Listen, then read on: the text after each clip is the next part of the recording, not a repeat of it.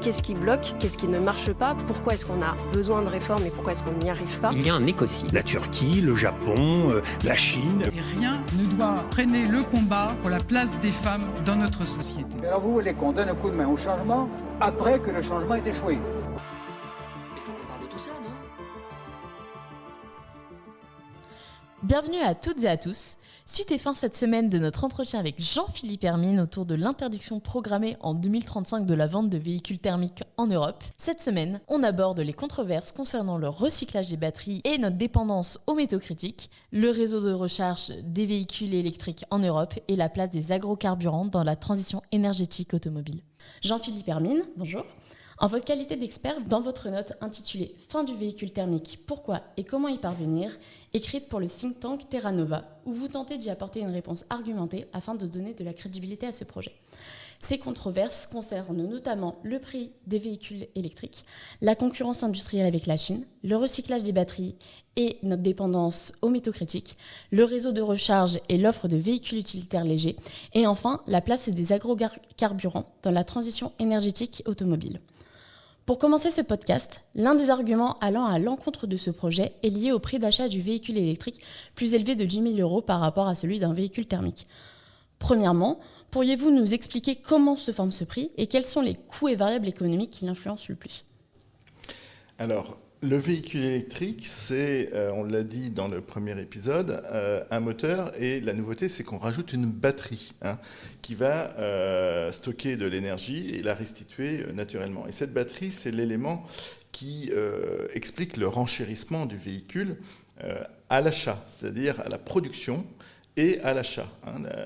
Vous parlez de 10 000 € de plus à l'achat. Bon, c'est pour un véhicule, déplacement quotidien, type segment B, ou type Clio par exemple, où on a une batterie qui va coûter en prix de revient environ 7 000 €, puis à la fin, on a un surcoût effectivement catalogue par rapport au véhicule équivalent thermique de l'ordre de 10 000 €, et ça peut rebuter a priori, et ça peut poser des problèmes à certaines personnes qui n'ont pas effectivement la trésorerie pour aller jusque-là, naturellement, pour faire l'acquisition de ce type de véhicule. Alors, donc là, j'espère avoir expliqué pourquoi c'est cher. Une batterie, c'est cher parce qu'elle est constituée de métaux critiques. On en avait parlé lors du premier épisode. Pour certains, et ce sont des métaux de ce qu'on appelle de la transition, qu'on a très peu utilisés jusqu'à présent dans les produits manufacturés, mais qui sont là importants. Alors, je pense au lithium, au cobalt, au nickel, qui sont là aussi dans certaines chimies de batteries et qui sont relativement chers. Ces matériaux donc renchérissent, créent le prix de la batterie qui est quelquefois jusqu'à un tiers du prix du véhicule. Alors, pourquoi est-ce que néanmoins je irais jusqu'à dire que ce n'est pas un problème majeur? C'est parce qu'en usage, on ne va pas acheter le carburant, on va acheter de l'électricité qui est beaucoup moins chère, à peu près, qui représente un coût de 1/3 par rapport au coût du carburant. Et vous savez que le coût du carburant lui-même est extrêmement volatile et qu'il s'envole quelquefois dans des proportions telles qu'on a des crises du style gilet jaune ou autre. Donc c'est quelque chose sur lequel on est devenu très dépendant et qui pose des problèmes de cherté également. Donc le véhicule thermique, il a ce problème de la cherté à l'usage et de la non-stabilité des prix à l'usage, alors que le véhicule électrique donc, va coûter plus cher à l'achat, mais on va compenser ce surcoût à l'achat par un coût moins cher à l'usage, et puis on l'a dit lors du premier épisode, un coût moins cher à l'entretien aussi, puisqu'on a une technologie qui est beaucoup plus simple et beaucoup plus fiable. Donc au final, on a ce qu'on appelle le total cost of ownership ou le total cost of usage, qui est à regarder en réalité, et les entreprises le comprennent bien, qui réfléchissent sur l'ensemble du coût du cycle de vie du véhicule. On a un total cost of ownership qui devient très intéressant sur le véhicule électrique. On a même une enquête qui a été réalisée récemment auprès de consommateurs et qui montre que les rouleurs, enfin les gens qui roulent en véhicule électrique font des économies budgétaires. Et c'est d'ailleurs pour ça qu'on a poussé des mesures de type leasing social vers les populations précaires, parce que finalement, ça revient moins cher de rouler dans un véhicule électrique neuf en leasing de cette nature-là qu'avec un véhicule d'occasion ancien qui consomme relativement plus que la moyenne parce qu'il est ancien justement, qui est soumis à des pannes plus régulières, etc., parce qu'il est ancien également. Donc vous voyez, il faut relativiser assez fortement cette histoire du prix du véhicule électrique. Bien sûr, il y a une barrière à l'acquisition, et c'est pour ça qu'il faut travailler cette barrière à l'acquisition. C'est ce qu'ont fait les gouvernements dans la plupart des pays européens, en mettant des bonus à l'achat, des bonus EV, des bonus véhicules électriques, qui vient compenser en quelque sorte, en partie, ce surcoût, ou proposer des solutions de type leasing qui se développent. Enfin, donc le leasing, c'est la location du véhicule, qui se développe et qui sont parfaitement adaptés aux véhicules électriques, puisque ça permet de lisser l'enjeu du coût d'achat sur l'ensemble de la durée d'usage du véhicule. Donc là aussi, il y a des solutions. Finalement, c'est l'évolution du business model qui s'impose par la structure de coût sur l'ensemble du cycle de vie qui résulte de la modification technologique. Et justement, avant de reparler de cette question des bonus écologiques, d'aide à l'achat pour notamment les ménages les plus précaires et modestes, comment, du côté des constructeurs, quelles ont été les stratégies pour faire face à ces coûts et quelles ont été les conséquences et quelles sont les conséquences sur l'offre actuelle de véhicules électriques en Europe? Et est-ce qu'il est important pour justement aider et accompagner l'ensemble de la chaîne automobile de revoir ou réajuster ces stratégies? Alors, quand on parle de coût de véhicule, on pourrait donc croire qu'on a une inflation des prix du véhicule qui est liée à la décision d'électrification et que ça pourrait créer un problème in fine pour l'ensemble de la population, y compris par ruissellement, par les phénomènes de ruissellement vers les véhicules d'occasion. En réalité, ce qui est très important de signaler, c'est que depuis une dizaine d'années, on a une inflation de la taille et un enrichissement des véhicules en termes de prestations, en termes de poids également, en termes de taille, je l'ai dit, de suivisation. En 2010, on était à 10% de SUV vendus, on est à plus de 50% maintenant. Et donc, on a du côté des acheteurs de véhicules neufs, qui représentent très peu de la population, une vingtaine de pourcents de la population, qui ont en moyenne d'âge 55 ans et qui sont les plus agiles, les plus dotés d'un point de vue du pouvoir d'achat, c'est eux qui font le marché et ils se sont dirigés vers des véhicules de plus en plus lourds, de plus en plus riches et de plus en plus équipés avec des formes de moins en moins efficientes d'un point de vue énergétique. Donc ce n'est pas pour le bien de tous. Et en plus de ça, on a eu la crise du Covid et la crise des semi-conducteurs à Taïwan qui a généré une stratégie des constructeurs qui ont orienté l'offre des véhicules en général, y compris thermiques, vers des véhicules encore plus gros et encore plus riches, simplement par une question de demande plus ou moins facilitée sur des véhicules plus richement dotés. Donc les constructeurs, sur ces 4 dernières années, ont diminué de l'ordre de 15 à 20%, de l'ordre de 15% leurs ventes, et pourtant, on fait des marges globales, des profits supérieurs, c'est-à-dire qu'ils ont privilégié des véhicules, eux aussi, de plus en plus gros, de plus en plus lourds et de plus en plus richement équipés, parce que ça margeait plus. Donc ils ont abandonné, en quelque sorte, les segments plus petits d'un autre côté. Donc vous voyez, d'abord, la question du renchérissement des véhicules, elle est à chercher du côté des véhicules thermiques, d'abord, des tendances actuelles à la civilisation, etc., et des effets de la crise. Alors, s'agissant des véhicules électriques, quand les constructeurs se sont tous dit « Allez, on va faire comme Tesla, on va être tous des champions de l'électrique », eh bien, ils ont commencé par proposer une offre qui était très déportée sur les gros véhicules. Et on a eu l'impression d'avoir des véhicules électriques qui étaient hors de prix. Et vous verrez que l'offre est très, très importante de ce côté-là. Et c'est que récemment qu'on a des annonces et des arrivées de véhicules bien meilleur marché proposés par les constructeurs, je dirais, classiques. On avait bien la Zoé au départ, mais après, il n'y a pas eu de suite. Elle a dû durer 12 ans. Et donc, on a maintenant des petits véhicules qui arrivent, beaucoup moins chers. Et la question de l'affordabilité, enfin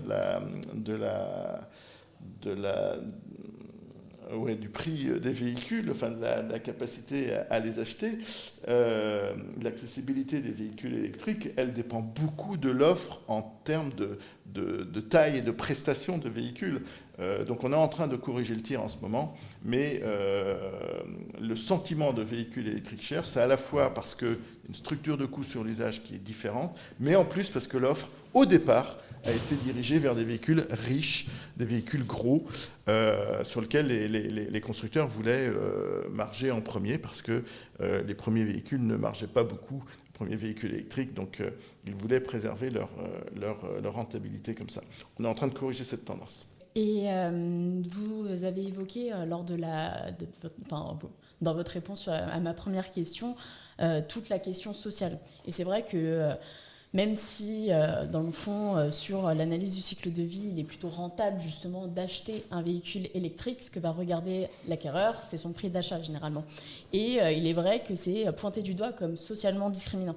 Par exemple, en France, d'après les derniers chiffres du ministère de la Transition écologique et de la cohésion des territoires, en 2022, c'était un quart des acquéreurs les plus aisés qui optaient pour un véhicule électrique contre 1/10 des moins aisés.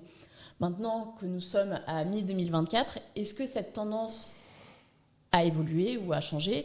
Et quels sont les dispositifs fiscaux européens, pas seulement en France, qui sont mis à l'œuvre pour soutenir justement les classes moyennes et ensuite les plus précaires? Alors, les chiffres que vous citez sont parfaitement normaux puisqu'il n'y avait pas de véhicules électriques d'occasion. Donc, encore une fois, c'est bien effectivement les déciles des 7, des 8, des 9, c'est-à-dire la partie de la population, les 30% les plus agiles en quelque sorte, qui achètent des véhicules neufs. Et donc ce sont eux qui ont acheté des véhicules électriques puisqu'il n'y avait pas de véhicules électriques à vendre sur le marché d'occasion. Et donc les autres n'ont pas acheté de véhicules électriques. Donc c'est tout à fait normal dans le développement, dans l'apparition d'une technologie de cette nature qu'on ait ces chiffres au départ. L'important, c'est de changer la tendance. Et pour changer la tendance, d'abord, il y a le redéploiement des aides fiscales vers de l'accompagnement plutôt social et non plus, comme précédemment, simplement des aides non différenciées, non ciblées en fonction du besoin, simplement pour catalyser le développement au départ de cette niche de véhicules électriques. C'est le cas des bonus qu'on a vu en place pendant pas mal d'années avec des montants très importants qui visaient simplement à initier la transition, à catalyser cette transition en s'adressant justement aux plus agiles. Mais il est temps maintenant de redistribuer ces moyens budgétaires, ces moyens d'accompagnement vers des populations plus fragiles, plus précaires, comme par exemple c'est la mesure de leasing social qui vise de la même manière à aider, mais plutôt d'autres types de populations selon d'autres modes, d'autres modalités finalement d'assistance. Et c'est pour ça qu'on a ce type de propositions qui arrivent en accompagnement de la transition. Alors c'est pas suffisant. Le plus important, parce qu'on n'aura pas les moyens budgétaires de traiter tout le monde, et c'est important de traiter les plus précaires et ceux qui vont être exposés aux zones à faible émission notamment. Mais ce qu'il faut, c'est accélérer un marché de l'occasion. Je l'ai cité. Et dans la plupart des pays, et en particulier en France, et on a été pionnier là-dessus, dans la loi l'homme d'orientation sur les mobilités, puis dans la Convention citoyenne pour le climat, il y a eu des dispositions qui ont été prévues pour forcer en quelque sorte les entreprises à verdir leur flotte de manière plus disons, organisée, plus rapide, plus balisée en quelque sorte, avec des quotas de verdissement qui vont croissant avec le temps. Et donc en s'appuyant ainsi sur la capacité de financement et de transformation des entreprises, qui elles-mêmes ont des taux de renouvellement très rapides de leur flotte par rapport aux particuliers, de quelques années simplement, eh bien, génère ainsi un marché de l'occasion du véhicule électrique qui va servir aux classes moyennes, en quelque sorte, à ceux qui ont besoin, qui travaillent, qui vivent avec une offre d'occasion principalement en matière de mobilité automobile. Donc voilà, l'idée c'est d'activer des mesures fiscales, des mesures sociales et des mesures réglementaires vis-à-vis des entreprises pour accélérer cette dynamique de diffusion de la technologie en fonction des besoins de chacun. Merci beaucoup pour ces réponses. Pour changer de point de vue, une autre critique qui est faite, ça va être celle de la concurrence avec d'autres acteurs internationaux, notamment la Chine. pour reprendre un petit peu votre note et ce qu'on a dit auparavant, si le prix d'un véhicule électrique est élevé, ça s'explique principalement par le coût d'une batterie électrique qui elle-même dépend du coût des matières premières, c'est-à-dire des métaux critiques. Or, en comparaison, pour une même prestation, les coûts de production en Chine s'avèrent être au total 25% inférieurs, comme vous l'avez indiqué dans votre note, ce qui inquiète les constructeurs européens qui, du coup, proposent un prix de vente des véhicules électriques plus élevé que leurs concurrents chinois et ainsi perdent des parts de marché. Pourriez-vous justement revenir sur cette concurrence et en donner des chiffres, voire un peu plus les expliquer, et quels sont les avantages comparatifs des constructeurs automobiles, en particulier chinois, par rapport à leurs concurrents européens ? Alors vous avez mentionné l'aspect compétitif du coût du travail en Chine qui est important, mais finalement là où les Chinois sont très forts actuellement, c'est qu'ils maîtrisent la totalité de la chaîne de valeur. Ils ont organisé une industrie qui est relativement intégrée sur l'ensemble de la chaîne de valeur de la batterie et du véhicule, avec des pratiques aussi, en organisant aussi une surcapacité, donc une concurrence interne en Chine qui est extrêmement importante sur le véhicule électrique. Et donc, ils sont en capacité de produire effectivement des véhicules qui sont 25% moins chers. Et en plus, ils maîtrisent la totalité de la chaîne de valeur, des pans industriels de la chaîne de valeur sur notamment la phase amont de la production de la batterie, c'est-à-dire entre l'extraction des matériaux et la préparation des cellules et des précurseurs pour les cathodes et les anodes. Ils ont ce savoir-faire qu'on n'a pas aujourd'hui en Europe. Donc il faut rattraper ce point de vue-là, et ils l'ont déjà en Chine. Et donc ils ont aussi cet avantage-là qui est pas négligeable et qu'il va falloir traiter. Donc ils sont en capacité de produire des véhicules moins chers que ce que l'on fait en Europe. Maintenant, face à ce constat, on a aussi des moyens de réagir et de préserver notre industrie. Alors le premier moyen, c'est les droits de douane. C'est le moyen que les Américains ont choisi d'activer, avec des droits de douane qui sont actuellement à 27,5% pour les produits importés de Chine, alors qu'en Europe, c'est seulement 10% pour les véhicules. Donc là, vous voyez qu'il y a de la marge de manœuvre. Et en plus, les Américains considèrent actuellement qu'ils vont taxer à 100% les véhicules chinois. C'est-à-dire qu'ils veulent vraiment utiliser un bazooka autour de avec ces droits de douane pour carrément, finalement, totalement discriminer les véhicules chinois. Donc ça, c'est un premier levier potentiel, et il y a une enquête actuellement au niveau européen qui est menée suite à la demande de Ursula von der Leyen pour évaluer donc le niveau de dumping réalisé en Chine, parce qu'il y a un troisième élément de compétitivité pour la Chine, c'est qu'ils subventionnent énormément les industries et les industriels à un point qui est opaque, mais qui est démesuré par rapport à ce qu'on est capable de faire en Europe, où on peut subventionner jusqu'à une trentaine de pourcents des industries innovantes en termes de capex, de coûts d'investissement, mais là-bas, c'est vraiment dans des proportions très importantes. Donc sur cette partie-là, qui relève un peu du dumping par rapport aux règles du commerce international, l'Europe se donne le droit de considérer une augmentation de ses droits de douane. Et si c'est le cas, on peut, avec une dizaine de pourcents de plus, déjà corriger très fortement cette différence. Deuxièmement, ils ont d'abord le coût du transport pour les véhicules, et c'est le même prix pour tous les types de véhicules, donc qu'ils soient gros et qu'ils soient petits, en gros, c'est le même prix de revient.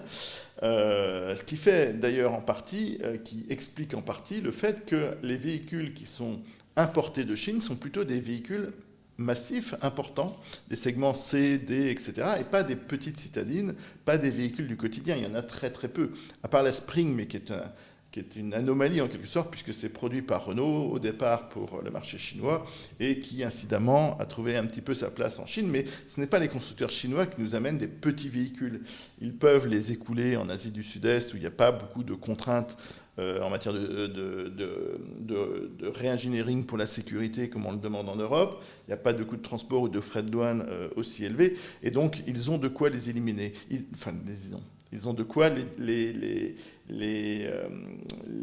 vendre en quelque sorte sans problème. Non, ce sont les véhicules moyens à grands, ceux sur lesquels on a expliqué que les constructeurs européens s'étaient mis en priorité dans leur début d'électrification. Et donc c'est ceux-là qui sont en danger. Donc un des éléments de défense que l'on peut activer, c'est de refaire des véhicules plus sobres, plus petits, plus citadins, etc., que l'on a abandonnés en termes de savoir-faire et de capacité de production en Europe ces 2 dernières décennies, parce que les marges étaient moins importantes. Donc vous voyez, là aussi, il y a un shift à réaliser.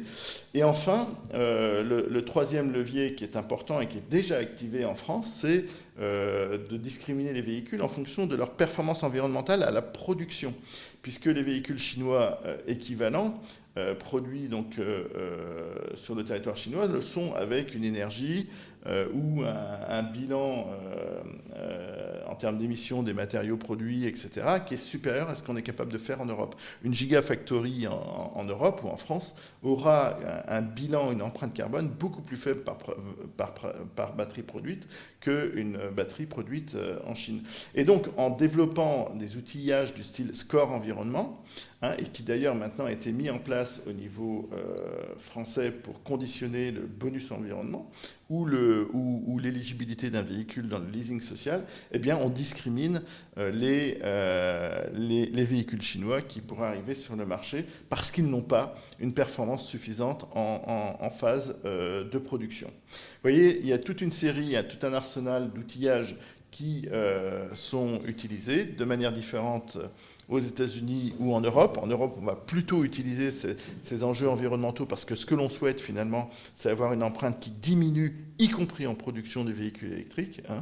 Ça, c'est dans l'ADN de l'Europe de travailler sur ce type de choses. On va moins utiliser les droits de douane que les Américains, mais in fine, il ne faut pas exagérer la menace chinoise. Pour l'instant, c'est 4% du marché européen. Ce n'est pas énorme.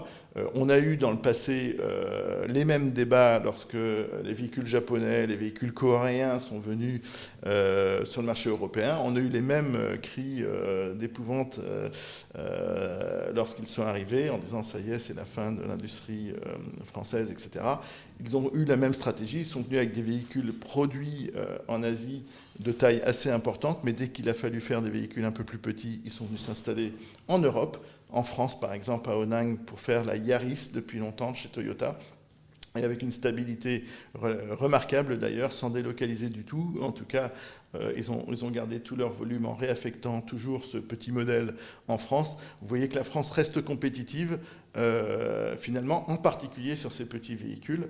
Et le déplacement du marché vers ce type de véhicule peut être aussi une réponse, je l'ai dit, intéressante. Et justement, pour un peu rationaliser ou pas s'inquiéter, est-ce que ces écarts de compétitivité sont homogènes au sein de l'Union européenne ou est-ce que, suivant les pays, on a des écarts qui sont plus marqués?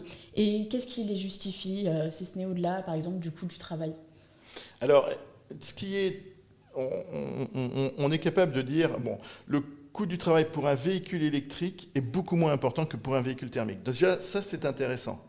On a vécu en France 20 années de délocalisation. On est passé de 3 millions de véhicules produits en France en 2000 à 1,4 million aujourd'hui. Donc, vous voyez, on a divisé par 2 en 20 ans la production. Et ça, c'était pour du véhicule thermique et surtout pour les petits véhicules qui partaient, ceux dont je viens de parler.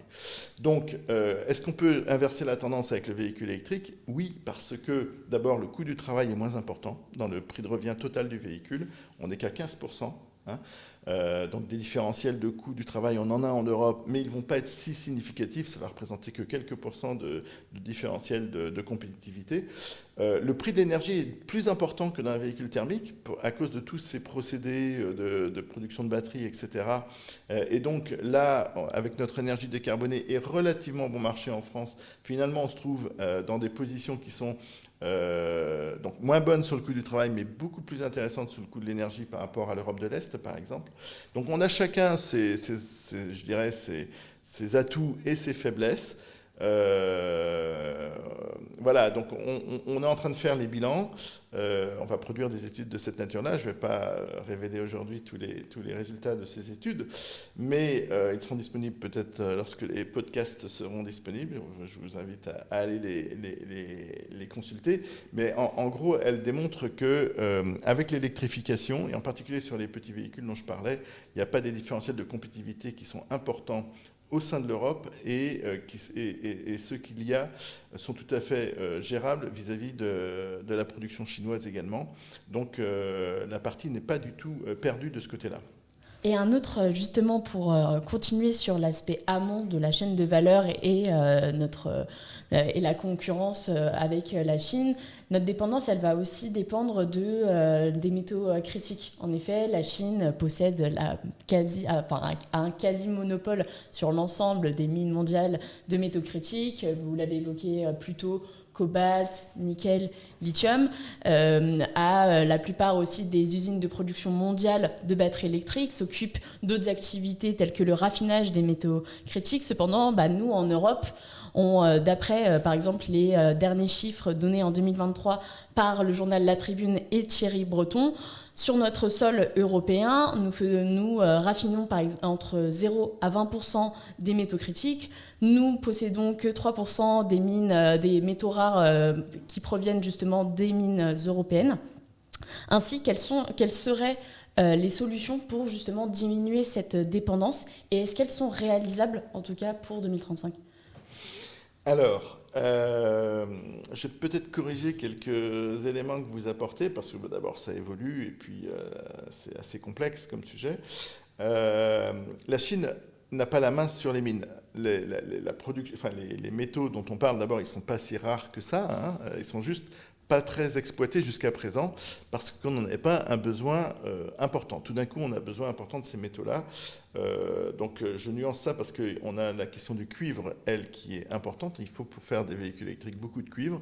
On a la chance d'avoir un produit avec le cuivre qui est extrêmement recyclable, mais néanmoins, on va tirer sur la corde un petit peu de la production mondiale sur le cuivre, ça c'est sûr. D'où l'importance d'une économie circulaire, je vais y revenir.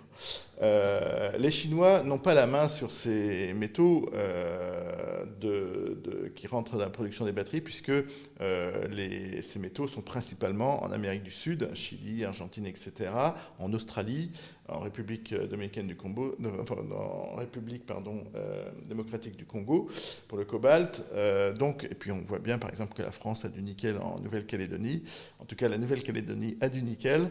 Vous voyez que ça c'est assez bien distribué. L'Indonésie est aussi un gros producteur. Là où la Chine est puissante, c'est pas non plus dans la capacité des gigafactories. Certes, ils sont très très bien dotés, mais on est en train de corriger le tir en Europe de manière assez significative pour arriver à être autonome à terme. Non, là où ils sont pour l'instant incontournables, c'est dans l'affinage et le raffinage de ces métaux extraits de la mine, puisqu'il y a des pans, je l'ai dit, de transformation, de process sur lesquels ils sont pour l'instant incontournables. Donc ça, c'est important. Et c'est important de développer ces savoir-faire. Alors, il y a quelques projets en France, en Europe, pour combler ce retard.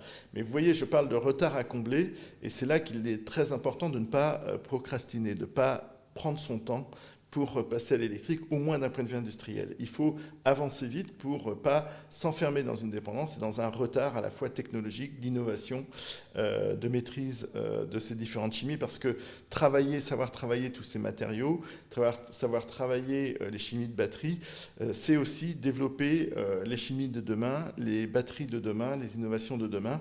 Et si on ne développe pas ce savoir-faire, eh bien, on dépendra de plus en plus justement de la Chine sur cette partie préparation et diversité des chimies de batterie. Donc, vous m'avez posé la question de savoir comment réagir par rapport à ça. Bien sûr, d'abord, compléter notre écosystème industriel. C'est vraiment écosystémique, cette transformation. Et puis, travailler aussi notre niveau de dépendance. Alors, travailler notre niveau de dépendance, c'est d'abord peut-être ouvrir quelques mines en Europe et en France. La question se pose, avec des projets qui sont regardés à la loupe par les communautés, les riverains, etc., parce qu'il y a naturellement des impacts. Néanmoins, ça paraît quand même assez logique d'essayer de considérer cette possibilité d'auto-approvisionnement en Europe, puisqu'on a quand même quelques gisements, plutôt que d'exporter, de continuer à exporter en quelque sorte nos impacts environnementaux liés à la mine ou sociaux, sans prendre notre part de développement aussi de cette chaîne. Mais surtout, moi j'insiste beaucoup sur la question de la sobriété, d'une part, et sur la question de l'économie circulaire, d'autre part. La sobriété parce que, on l'a dit précédemment, on a ces dernières années une inflation de la taille des véhicules qui, traduit en électrique, se traduit par une inflation de la taille des batteries, parce que plus le véhicule est gros, moins il est efficient d'un point de vue énergétique, et plus il faut une batterie large, donc plus il faut de métaux pour réaliser 1 kilomètre. Et donc, le premier levier, enfin disons le métal critique le plus propre, en quelque sorte, c'est celui qu'on n'utilise pas, ou qu'on évite d'éviter. Donc toutes les mesures de sobriété, de frugalité en quelque sorte, autour de la mobilité, et je ne parle pas simplement de la taille des véhicules. Alors bien sûr, aller vers des véhicules plus raisonnables en taille, et on l'a vu, c'est ce dont on a besoin d'un point de vue social, on l'a dit en début de ce podcast, pour rendre plus inclusive cette transition vers le véhicule électrique. C'est aussi là où, d'un point de vue industriel, on est peut-être moins en danger au niveau européen. Et puis là, on voit bien qu'on a, avec ces véhicules de taille plus raisonnable, en quelque sorte, aussi une frugalité, une sobriété en termes d'usage ressources. Et également en appel de puissance du réseau électrique qui, je le rappelle, doit être totalement décarboné avec une augmentation de la consommation électrique, et ça va nous prendre un peu de temps de mettre tout ça en place. Et donc il y a beaucoup de raisons de travailler sur les enjeux de sobriété autour de la taille des véhicules et de mettre en place donc tout cet arsenal que l'on met en place actuellement en France autour du malus poids pour les véhicules, du score environnemental, qui tendent à donner de la valeur justement à cette sobriété, à cette performance environnementale in fine. Et puis il y a toute la sobriété autour de notre déplacement.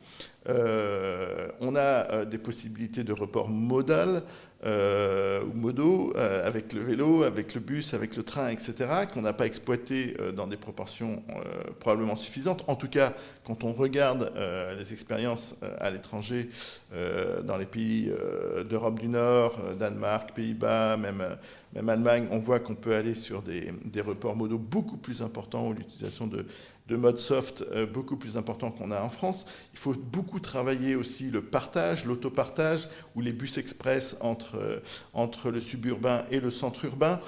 On a beaucoup de moyens finalement de faire de la route un transport collectif, un transport beaucoup plus performant qu'on l'a actuellement, où on a pour l'instant un hyper-individualisme, autosolisme dans notre mode de consommation de la voiture. Donc vous voyez qu'il y a beaucoup de leviers pour être frugal, et j'étais en train de parler des métaux critiques, mais vous voyez la relation entre notre dépendance et nos comportements, elle est là aussi. Donc travailler sur la transition, c'est travailler l'aspect technologique, c'est ce dont on parle aujourd'hui principalement, mais tout ça va avec une réflexion aussi systémique sur la mobilité.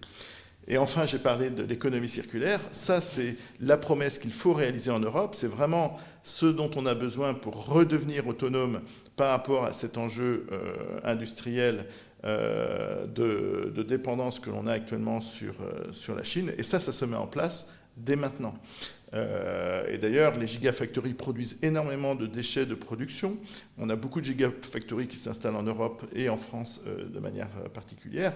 Eh bien, il faut utiliser ces déchets qui sont produits pour développer du savoir-faire et organiser cette économie circulaire d'ores et déjà autour de ces métaux, et ces métaux critiques ou rares, comme vous le dites, dès maintenant. Donc vous voyez, c'est un projet qui est éminemment circulaire, l'électrification, et c'est un projet qui est aussi éminemment demandeur de sobriété et d'efficience, ressources et énergétiques. C'est tout ça. C'est pas juste mettre une technologie qui va remplacer une autre, c'est une réflexion globale qu'il faut avoir sur notre comportement, sur notre consommation et sur notre façon de produire. Donc nous venons d'évoquer l'ensemble des enjeux qui proviennent plutôt en amont de la chaîne de valeur des véhicules électriques, mais il existe certaines critiques qui portent sur l'aval, en plus de la question notamment de l'économie circulaire. Cela va porter par exemple sur l'insuffisance du réseau de bornes de recharge nécessaires pour le fonctionnement des véhicules électriques ou encore le manque d'offres de véhicules utilitaires légers. Pour commencer, est-ce que vous pourriez nous présenter l'état actuel du parc de recharge européen, français ? Est-ce qu'il est homogène dans toute la zone européenne ? Et en plus de ça, est-ce qu'il est adapté à tous les types de véhicules, à tous les publics et à tous les usages ? Alors, la plupart de la recharge en matière de véhicules électriques se fait au domicile. Je parle de plus de 90% pour les particuliers qui ont des véhicules électriques. Donc en fait, la recharge publique, c'est ce que vous évoquez, elle est là pour réassurer, pour créer une capacité à faire des déplacements plus importants que les déplacements du quotidien, qui eux sont couverts sans problème par la charge à la maison ou au travail. Et donc ça, c'est un besoin qu'il y a et qui est organisé à travers un règlement européen qui s'appelle AFIR et qui dit, en gros, et ça va répondre à votre question, non, c'est pas homogène sur tout l'ensemble de l'Europe puisque ça dépend du développement du marché national. Il faut accompagner ce marché avec des quotas, des ratios entre développement du parc et besoins, disons, obligation de l'État, de chacun des États membres, de développer un système de charge avec de manière, disons, parallèle en quelque sorte et cohérente. Hein, ce n'est pas la peine de surinvestir alors qu'il n'y a pas de parc en infrastructure et vice-versa, ce serait dommage d'être en retard. Donc c'est vraiment cette organisation de la progressivité de l'investissement par rapport aux besoins qui est mis en place par ce nouveau règlement AFIR. Aujourd'hui en France, on est plutôt des bons élèves en matière de système de recharge publique. Alors je ne parle pas de ce qu'on voit dans les médias sociaux ou la peur des gens, etc. Parce que si on regarde les chiffres et la réalité de ceux qui sont confrontés à la recharge, pour l'instant, il n'y a pas de difficulté. Il y a des difficultés de mise en œuvre opérationnelle, de disponibilité, d'interopérabilité, il faut des cartes. Quelquefois, il y a des questions de coût aussi, de prix sur l'autoroute, etc. Mais encore une fois, ce sont pour des recharges extrêmement ponctuelles pour réaliser des déplacements qui sont très particuliers entre deux villes, par exemple, ou de loisirs. Et donc, on ne peut pas dire que finalement, quand on interroge les usagers, qu'il y a un vrai problème. Il y a un problème potentiel sur le fret, c'est-à-dire les véhicules, les poids lourds, qui vont arriver très très rapidement avec une motorisation électrique, avec une transformation que les gens ignorent, mais qui va être encore plus rapide, puisque les constructeurs sont engagés dans l'électrification des camions aussi, qui va venir très très rapidement. Et là, il y a besoin d'un système de charge avec beaucoup plus de puissance. Et là, il y a un gros investissement à réaliser pour cet usage des camions qui vont utiliser les autoroutes. Donc là, il y a un vrai sujet il y a intérêt à être à l'heure lorsque tout ça va arriver. C'est un vrai sujet de coordination entre l'investissement privé et public. Pour le reste, je dirais que la question de la charge publique est un peu exagérée dans les discours face à la réalité des usagers. Ok. Et justement, pour finir ce second épisode de notre série de podcasts, vous revenez sur un débat qui concerne dans votre note principalement la France et à mettre en lien avec la transition agroécologique et énergétique, à savoir celle des carburants alternatifs, notamment les agrocarburants. Entre autres, les acteurs des filières agricoles et gazières sont particulièrement présents pour promouvoir justement l'introduction d'une part significative de biogaz et d'agrocarburants dans les trajectoires de décarbonation du routier. Et alors que c'est présenté comme une alternative d'énergie renouvelable et donc une solution pour rejoindre ces trajectoires bas carbone, vous, dans votre note, vous contestez justement cette solution pour plusieurs raisons. Est-ce que vous pourriez nous expliquer pourquoi ? Alors, je ne conteste pas complètement cette solution, puisqu'elle existe déjà, et je pense qu'elle est intéressante à utiliser. Ce que je dis, principalement, c'est que cette sunition, elle est limitée en capacité. C'est-à-dire qu'on ne va pas... On utilise déjà beaucoup d'agrocarburants, les gens l'ignorent peut-être, mais la moitié des champs de colza, très jolis, très jaunes, etc., qu'on voit fleurir là au printemps, puisqu'on est au printemps, la moitié va passer dans les véhicules pour faire du diesel. Donc on a déjà une empreinte, disons, agricole forte de la mobilité routière. Est-ce qu'on peut développer ça à l'infini ? Sûrement pas. Pour l'instant, ces agrocarburants, ils sont dilués en quelque sorte dans l'essence ou dans le diesel à hauteur d'une 5 à 10% en quelque sorte, sauf pour le 85 où on a 85%. Mais en fait, c'est un petit peu poche droite, poche gauche, c'est-à-dire que on va sortir des carburants fossiles petit à petit, une quarantaine d'années, puisque c'est l'interdiction des ventes de véhicules thermiques qui est là, mais ils vont continuer à être principalement, le parc va continuer à être principalement thermique. Bon, imaginons qu'à terme, on a un parc qui est majoritairement électrique, c'est ce qui arrivera en 2040 ou autre. Eh bien, on aura moins de besoin d'agrocarburants à diluer dans le diesel ou dans l'essence aujourd'hui, à ces hauteurs de 10%. Et donc, on sera capable de créer des agrocarburants purs. On a déjà commencé, ça s'appelle le B100, donc qui sont finalement des diesels purement agrocarburants. Eh bien, ces agrocarburants qu'on appelle de première génération et qui sont faites sur la base de cultures qui rentrent en compétition avec la culture alimentaire, on ne peut pas les développer énormément. Donc ce que l'on dit, nous, c'est qu'il faut les concentrer sur des besoins qui ne sont pas électrifiables. Et il y en a aujourd'hui d'ores et déjà sur le transport routier longue distance des marchandises, par exemple, où on va avoir besoin d'agrocarburants ou de biogaz, puisqu'on produit aussi du biogaz en agriculture, c'est-à-dire avec des déchets agricoles, mais là aussi principalement issus des cultures animales, etc. On est limité en quantité. Eh bien, il faut concentrer ces capacités de production françaises qu'on ne va pas pouvoir multiplier pour des raisons d'empreinte au sol, pour des raisons de consommation d'eau, d'impact environnemental aussi, avec les intrants que sont les pesticides, l'azote, etc. Donc on ne peut pas aller beaucoup plus loin que ce qu'on a. Il faut juste bien organiser ce que l'on a. On dit qu'on va augmenter fortement quand même notre consommation en biogaz parce qu'avec la méthanisation, on peut le faire, mais dans des proportions qui seront toujours assez limitées à quelques pourcents de notre besoin, de notre capacité, de notre besoin en déplacement. Donc il ne faut pas imaginer que ce sont des solutions qui vont venir se substituer dans les trajectoires ou dans notre transformation systémique à l'électrique. Ce sont simplement des solutions justement qu'il va falloir concentrer sur ce qui ne peut pas être électrifié.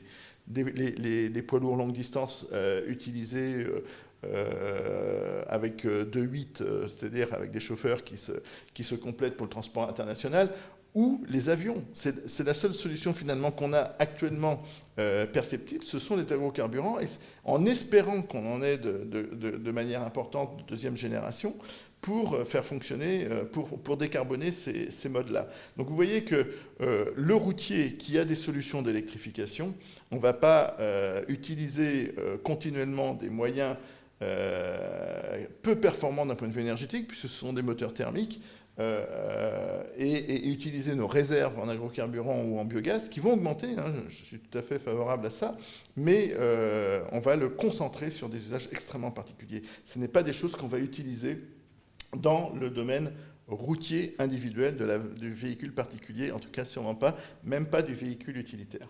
Et c'est la même chose pour l'hydrogène. On aura bien quelques petits usages possibles sur l'hydrogène, en hydrogène avec le véhicule utilitaire, pas du tout sur le véhicule particulier, ça n'a aucun sens, puisqu'il faut de l'énergie décarbonée, de l'électricité décarbonée pour faire de l'hydrogène que l'on stocke dans un réservoir et ensuite qui va nous servir à faire de l'électricité dans le véhicule avec une pile à combustible. Au passage, on a perdu 50% de notre énergie décarbonée qu'on a produit avec difficulté avec des énergies renouvelables ou nucléaires en France. Et donc, vous voyez bien que pour le routier en particulier et individuel, les véhicules particuliers, ça n'a pas beaucoup de sens. Encore une fois, il faut réserver ces moyens qui vont être limités pendant beaucoup de temps et qui sont relativement chers finalement et qui nécessitent un soutien aussi budgétaire de l'État à des niches d'usage qui ne sont pas électrifiables facilement. Monsieur Hermine, merci beaucoup pour cet entretien qui a été très riche. Nous espérons que cet épisode contribuera à changer notre regard sur cette problématique et nous vous disons à très bientôt. Si ce podcast vous a plu, n'hésitez pas à vous abonner à La Petite Conversation, disponible sur l'ensemble des plateformes d'écoute, à suivre Terra Nova sur ses réseaux sociaux, à savoir Facebook, LinkedIn et Instagram, et à partager ce podcast autour de vous. À bientôt pour plus d'épisodes.